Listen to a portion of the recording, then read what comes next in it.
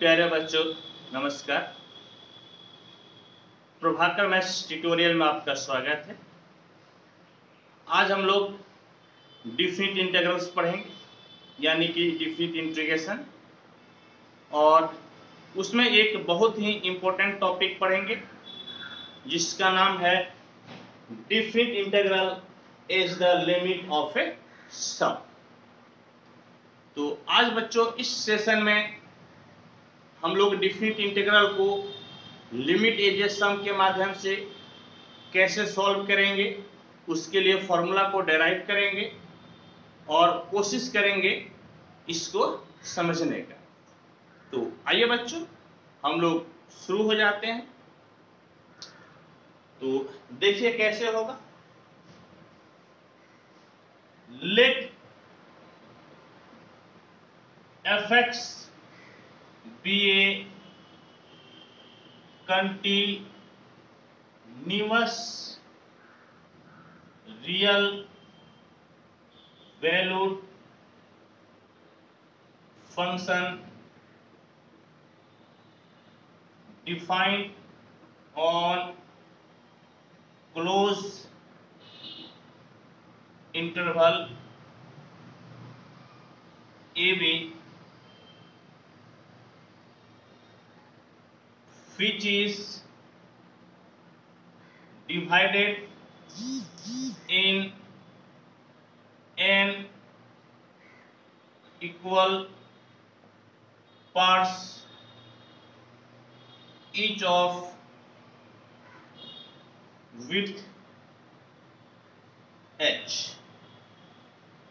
क्या लिखे कहिएगा सर? आप भाषा लिखते हैं, क्या भाषा है? थोड़ा सा तो लिखना ही पड़ेगा कि fx आपका एक कंटिन्यूअस फंक्शन है जो कि रियल है और क्लोज इंटरवल AB पे डिफाइन है, जिसको कि हम लोग n बराबर भागों में बांटते हैं और हर एक का जो विड्थ यानी कि जो चौड़ाई है वो आपका है h।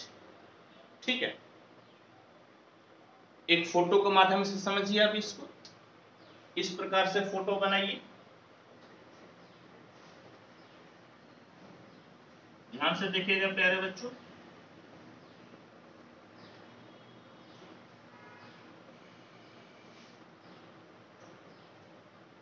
x y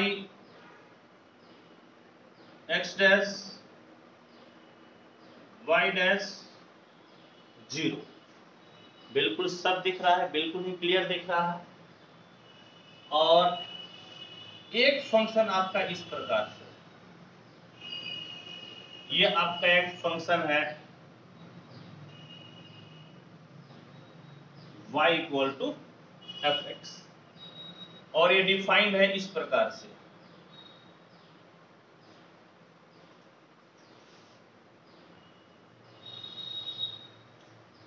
ये आपका पॉइंट हो गया A और ये पॉइंट हो गया B, यानी कि क्लोज इंटरवल में ये फंक्शन आपका डिफाइंड है, समझ गए? तो यानी कि 0 से A, यदि आप इसकी बात कीजिएगा तो ये आपका जो डिस्टेंस है A हो जाएगा, और 0 से B यदि इसकी बात कीजिएगा तो ये B हो जाएगा, और A से B का यदि डिस्टेंस की बात कीजिएगा तो ये B माइनस A हो जाएगा, समझ गए? इसको हम लोग n भागों में, n इक्वल भागों में, n इक्वल पार्ट्स में इसको डिवाइड किए हैं। तो याद कीजिए एक चीज कि मान लीजिए कि ये आपका एक रेक्टेंगल है, आयत है। तो देखिए 1 2 3, मैं इसको 3 बार काट दिया तो कितने भागों में बंट गया? तो 1 2 3 4, यानी कि 3 बार काटने से 4 बराबर भागों में बढ़ जाता है। या आप ऐसे कहिए, यदि 4 बराबर भागों में इसको बांटना है तो उससे एक कम 3 बार ही हम लोग काटेंगे। उसी तरह से प्यारे बच्चों ये n बराबर भागों में बटेगा तो इसको n-1 बार काटिएगा, एक कम बार काटिएगा, तो आइए एक कंबर काटिए, इस प्रकार से आपका होगा।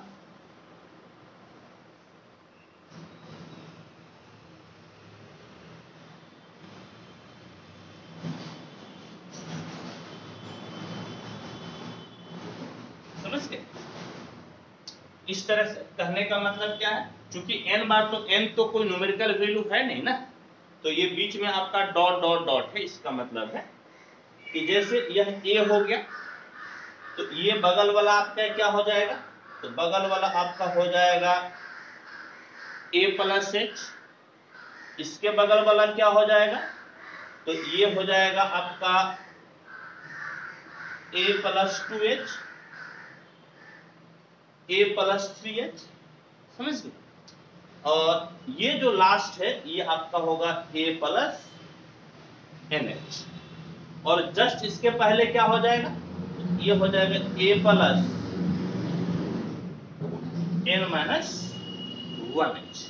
ठीक है, मैं फिर से बता दूं ऐसा क्यों किए, क्योंकि ये जो विड्थ है, ये जो आपका जो रेक्टेंगल बन रहा है, हर रेक्टेंगल के बीच की जो दूरी है, जो चौड़ाई है, वो h है। हम लोग यहाँ पर h ले चुके हैं, इसीलिए इस दोनों के बीच में h डिस्टेंस है। तो यदि ये पॉइंट a है, तो अगला पॉइंट a प्लस h हो जाएगा। ऑब्वियस सी बात है, इसके भी बीच में डिस्टेंस h है। यदि ये पॉइंट a प्लस h है, तो अगला पॉइंट a प्लस 2h हो जाएगा। और इसी तरह से हम लोग आगे बढ़े।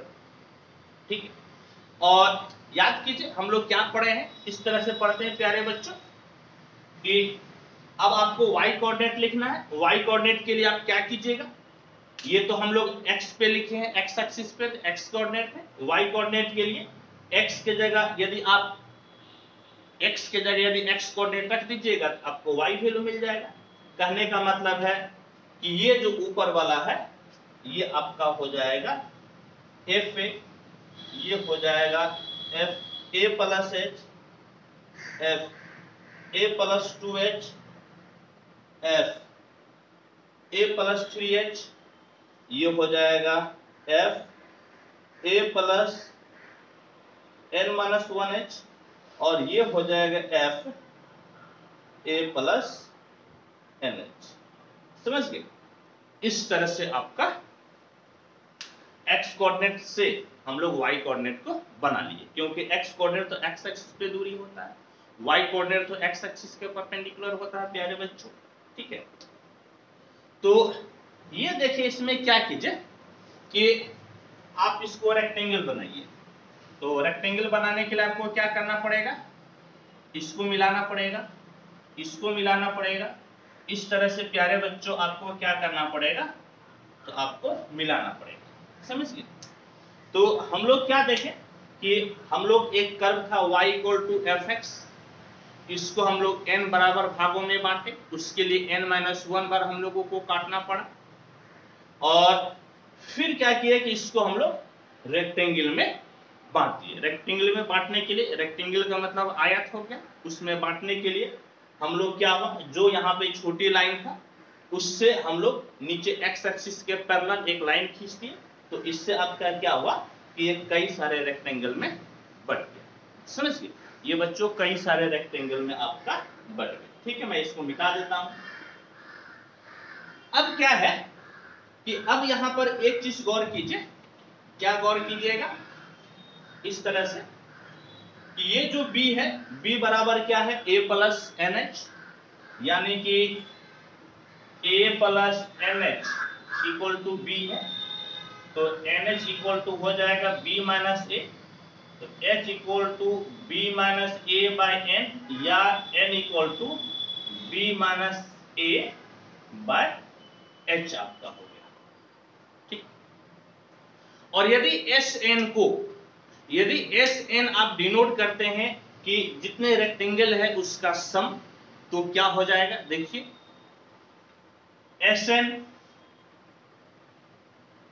Sn equal to sum of all rectangles. Sn को यदि आप डिनोट करते हैं सम ऑफ ऑल रेक्टेंगल्स, तो क्या हो जाएगा, रेक्टेंगल का मतलब आपका हो गया प्यारे बच्चों आयत, और आप जानते हैं कि बल्कि सम ऑफ ऑल रेक्टेंगल्स मत कहिए, sum of area of all rectangle कहिए, sum of areas of all rectangle. समझ गए? एसएन क्या है कि sum of areas of all rectangle, यानी कि जितने भी रेक्टेंगल है, जितने भी आयत हैं, ये सभी का एरिया। ठीक है, तो आयत यानी कि रेक्टेंगल का एरिया, क्षेत्रफल क्या होता है? तो आप जानते हैं लंबाई इंटू चौड़ाई होता है। ठीक है, यानी कि बेस इंटू हाइट होता है, विड्थ इंटू हाइट होता है, जिसको आप कर सकते हैं। तो देखिए आप कैसे निकालिएगा। आप क्या कीजिए कि इधर लेफ्ट वाले को पकड़ लीजिए। आपको दो तरह से निकाल सकते हैं इसको। कैसे निकाल सकते हैं? आप इधर जो लेफ्ट है, ये लेफ्ट वाले को पकड़िए। लेफ्ट वाला आपका क्या है? तो इधर देखिएगा, ये जो आपका हाइट है, हाइट आपका हो गया एफ ए, और जो ये आपका विड्थ है, समझ गए, विड्थ यानी जो चौड़ाई है वो आपका क्या है? एच। जितना भी आपका रेक्टेंगल है, सभी रेक्टेंगल का जो विड्थ है, जो चौड़ाई है, वो आपका एच है। तो क्या कीजिएगा, यदि पहला रेक्टेंगल का आपको निकालना है तो पहला रेक्टेंगल कैसे निकालिएगा? तो एफ ए इंटू क्या कर दीजिए? तो एच कर दीजिए। यानी कि आप इस प्रकार से निकाल सकते हैं। कैसे? तो एच इंटू एफ ए, फिर नेक्स्ट क्या हो जाएगा? F into f a plus h, फिर नेक्स्ट क्या हो जाएगा? H into f a plus 2h plus dot dot dot plus, ये आप ले रहे हैं, यानी कि h into f a plus n minus 1 into h. समझ गए? इससे क्या मिला आपको कि जितने भी रेक्टेंगल्स हैं, ये सभी का आपको एरिया मिल गया।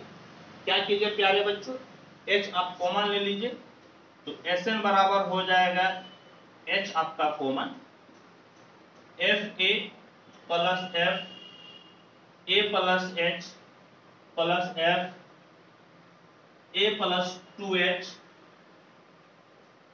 Plus dot dot dot plus f a plus n minus 1 into h. ठीक है, आप कहिएगा सर आप f a plus n h क्यों नहीं लिए? तो प्यारे बच्चों हम इसीलिए नहीं लिए क्योंकि हम लोग लेफ्ट साइड से शुरू किए थे। यदि आप राइट साइड से शुरू करते, यानी कि यदि एफ ए प्लस एस से शुरू करते, तो आप इस पॉइंट को ले सकते थे। समझ गए? अब देखिए तो क्या हो गया। अब क्या है कि जैसे अभी हम लोग इसको n भागों में बांटेंगे।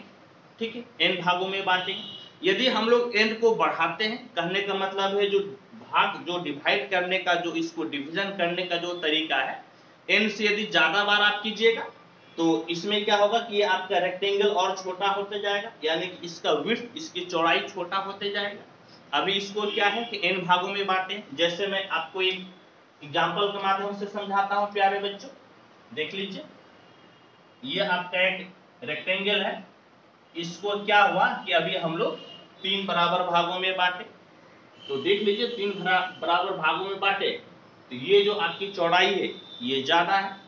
यदि हम लोग इसको और ज्यादा भागों में बांट दें, समझ गए, और ज्यादा भागों में बांट दें, तो क्या होगा? रेक्टेंगल तो नहीं बदलेगा, रेक्टेंगल तो वही रहेगा, लेकिन जो है कि इसकी चौड़ाई घटते जाएगी। समझ गए? जितना ज्यादा आप n की संख्या बढ़ाइएगा, इसकी विड्थ यानी कि इसकी चौड़ाई घटते जाएगी। तो जितना ज्यादा घटेगा उतना ज्यादा आपको एक्यूरेट वैल्यू मिलेगा। इस जो आपका ये जो बाउंडेड कर्व है, इस बाउंडेड कर्व का आपका ज्यादा एक्यूरेट वैल्यू मिलेगा। क्योंकि अभी देखिए ये जो ऊपर वाला पोर्शन है, ये जो ऊपर वाला पोर्शन है, ये ऊपर वाला पोर्शन, ये ऊपर वाला पोर्शन हम लोग नहीं ले रहे हैं। लेकिन जब आप n को इंफिनिटी की तरफ लेके जाइएगा, यानी कि बहुत ज्यादा बार काटिएगा, तो ऑब्वियस सी बात है आपका और ज्यादा एक्यूरेट वैल्यू मिलेगा। समझ गए? तो इसीलिए प्यारे बच्चों आप क्या कहिएगा? कहिएगा कि therefore limit n tends to infinity Sn क्या दे देगा? तो ये दे देगा सम ऑफ एरियाज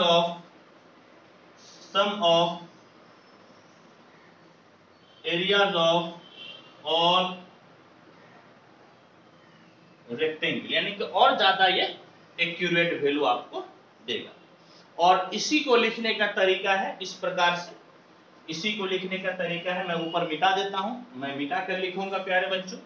तो इसको लिखने का तरीका है इस प्रकार से, समझ गए?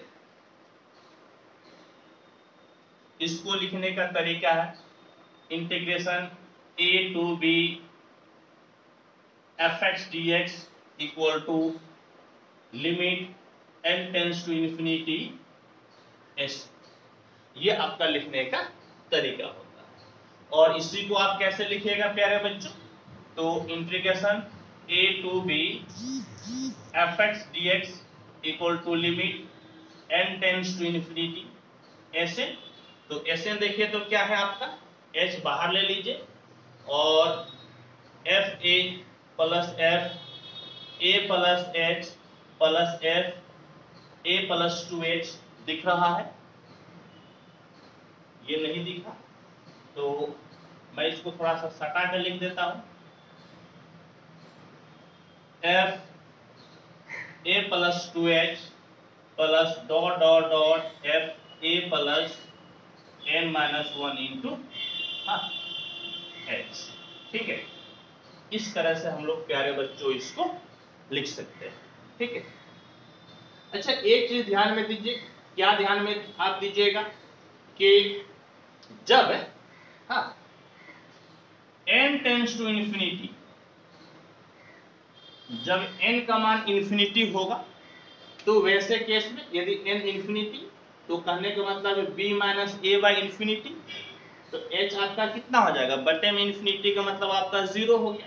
कहने का मतलब है कि वैसे केस में s टेंस टू आपका क्या हो जाएगा? तो s टेंस टू आपका हो जाएगा 0। समझ लो, s टेंस टू क्या हो जाएगा? 0। और तब आप कैसे लिख पाइएगा? तो आइए मैं लिख कर बताता हूं आपको कैसे आप लिखिएगा उस केस में।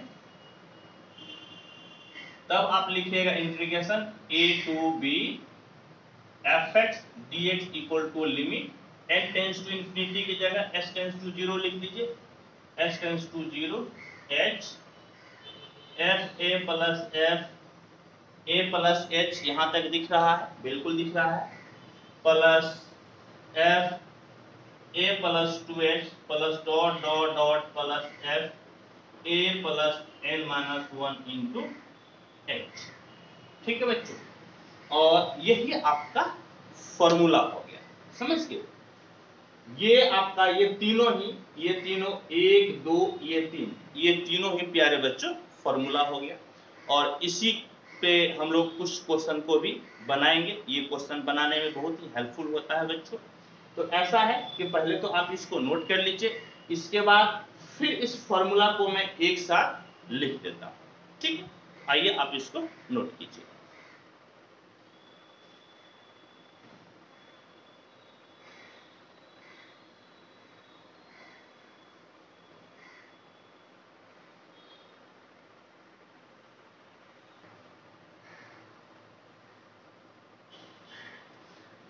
आइए, अभी जो यहाँ पर मैं सिद्ध किया था मैं उसी को एक बार लिख दिया हूं और एक बार मैं आपको फिर से बताता हूं क्या हुआ।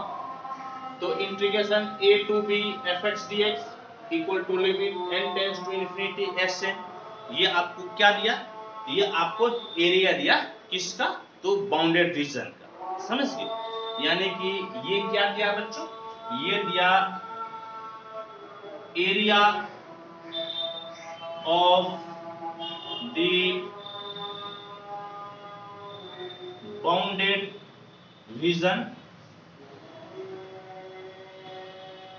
area of the bounded region by y equal to fx, y equal to fx। एक तो आपका जो कर्व है y equal to fx है, एक आपका है क्या? तो एक आपका है x एक्सिस, यानी कि x एक्सिस को y बराबर 0 लिख सकते हैं, x एक्सिस। और आपको कहां से कहां तक एरिया दे रहा है?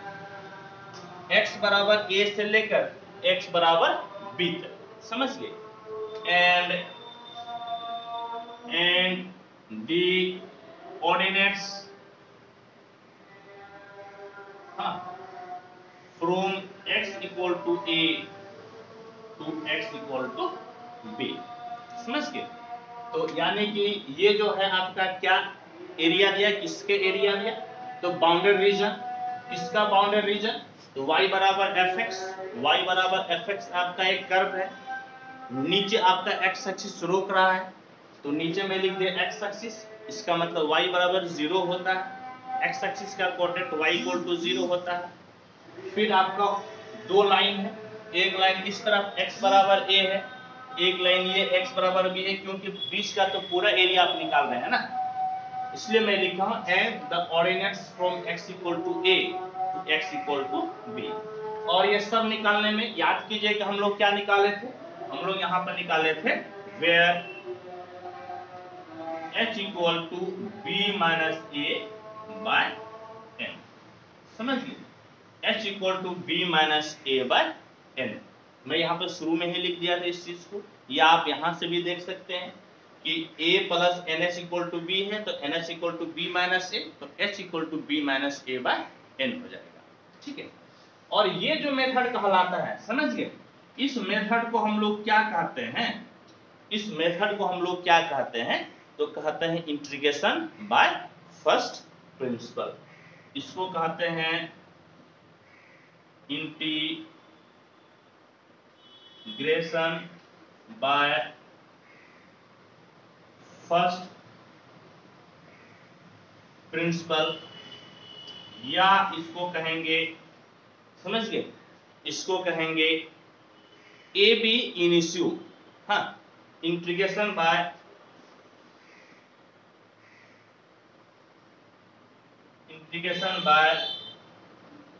ए बी इनिशियो मेथड, या इसी को कहेंगे हम लोग, मैं यहां पर पहले ही लिख चुका हूं, integration is the limit of a सम।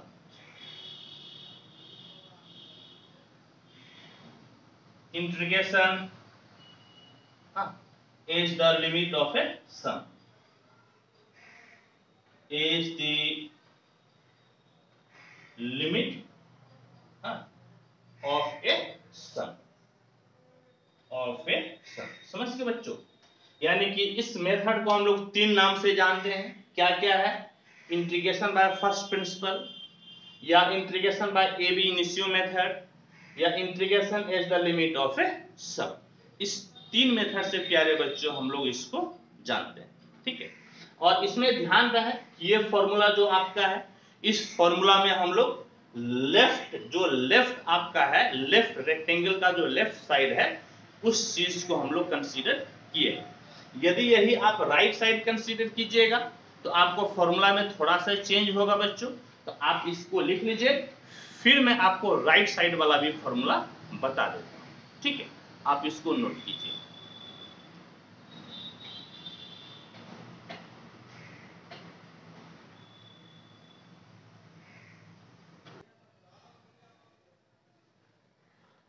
देखिए बच्चों, मैं क्या बोल रहा था आपको कि ये फॉर्मूला आपका हम लोग लेफ्ट हैंड पॉइंट लिए हैं तब के लिए है। यदि हम लोग राइट हैंड पॉइंट लेंगे, कहने का मतलब है यदि a प्लस एस से शुरू करेंगे तो हम लोगों को a प्लस एन एस तक आना पड़ेगा, और तब फॉर्मूला आपको थोड़ा सा बदल जाएगा। यहां पर लिख दीजिए, क्या लिखिएगा? This is the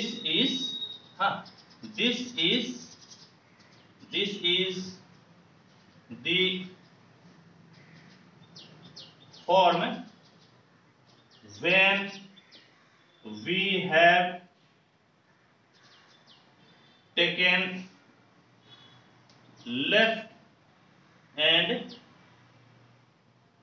points. This is the form when we have taken left in point.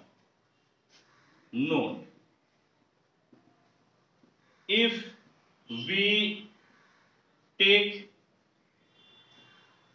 right hand points, then यदि हम लोग राइट एंड पॉइंट लेंगे तो क्या हो जाएगा? Integration a to b f x d x equal to limit x tends to 0 h. इस बार ए से शुरू नहीं होगा, ए प्लस एच से शुरू होगा और ए प्लस एन एच तक आएगा, ना कि a plus n minus 1 h तक। तो क्या हो जाएगा, f a plus h plus f a plus 2h plus dot dot dot f a plus n h हो जाएगा। समझ गए? Where h equal to b minus a by n। h में आपका कोई फर्क नहीं पड़ेगा। और एक चीज प्यारे बच्चों, ये दोनों ही आपका सेम होगा। समझ गए? चाहे आप इस मेथड से बनाइए या इस मेथड से बनाइए, दोनों में आपका रिजल्ट सेम आएगा। इसको मैं नोट में लिख देता हूं, नोट।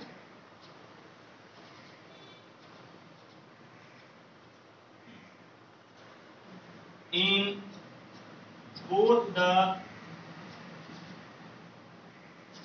format, समझ गए? In both the format, result will be same।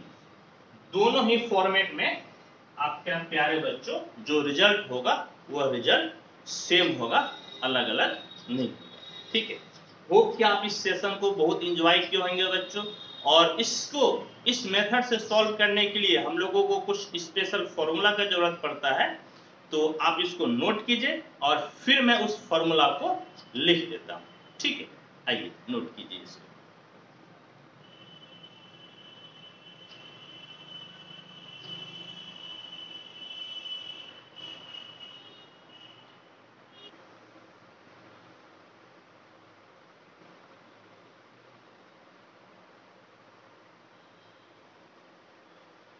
देखिए प्यारे बच्चों, ये सारा फॉर्मूला यूज होगा जो हम लोग क्वेश्चन बनाएंगे किस पे, तो different integrals as the limit of a sum पे।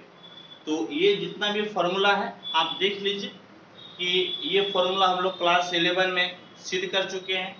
इसको भी, इसको भी, इसको भी, ये चारों फॉर्मूला आपका क्लास 11 में सिद्ध हो चुका है प्यारे बच्चों, मैं इसको प्रूफ कर चुका हूँ। और ये जो दो फॉर्मूला है ये भी आपका क्लास 11 में ट्रिग्नोमेट्री में है। हालांकि ट्रिग्नोमेट्री में आप लोग को मैं नहीं बताया हूं बच्चों, लेकिन जब आप हायर क्लासेस में आइएगा पार्ट 1 में, जब बीएससी पार्ट 1 में आप आइएगा, बीएससी पार्ट 1 में ये दोनों फॉर्मूला मैं सिद्ध करता हूं और आप आइएगा तो मैं जरूर आपको सिद्ध करके दिखाऊंगा। ये चार फॉर्मूला आपके लिए वेल नॉन है, आप अच्छी तरह से जानते हैं। और ये दो फॉर्मूला थोड़ा सा ये हायर लेवल का है, तो ये दो फॉर्मूला पे आपको तो सवाल जो आएगा डायरेक्ट सवाल को बना लेना है। ठीक है बच्चों? तो होप कि आप इस सेशन को एंजॉय किए होंगे बच्चों। तो आज मैं इस सेशन में यहीं पे समाप्त करता हूं इस सेशन को, और जो अगला सेशन होगा उस सेशन में मैं कुछ न्यूमेरिकल प्रॉब्लम को लेकर आऊंगा। ठीक है बच्चों? थैंक यू, धन्यवाद।